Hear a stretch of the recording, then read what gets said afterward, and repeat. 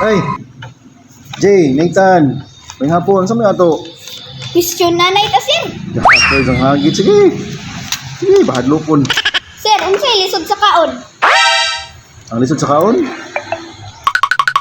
Siyempre, kanang tao nga walay kamot. Gusto ang pagkaog walay kamot. Dili, sir. Sige, ay. Ang lisod sa kaon kay Pangpang.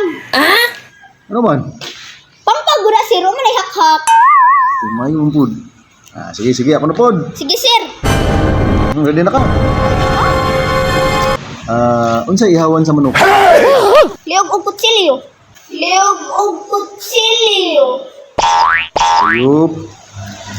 Ang ihawan sa manok, tiil. Tiil ba? Ihawan ba? Ikakhan niya, ihawan. Una po, sir! Una po, sir! Oh, kanya, Nathan. Tingog na. Yes, Nathan, kadugal, gulis matagal. Nathan, dira na. Usay buhaton ni mo kung gutomon ka. Kung gutomon ka tan, siyempre, mukha ko, ni gutomon. Dili, sir! Sorry, ay. Musakay ka og spaceship para muato ka sa bulan. Gutomon ba? Musakay ka og spaceship para muato ka sa bulan. Gutomon ba? Matters may mampud, gutomon di ay.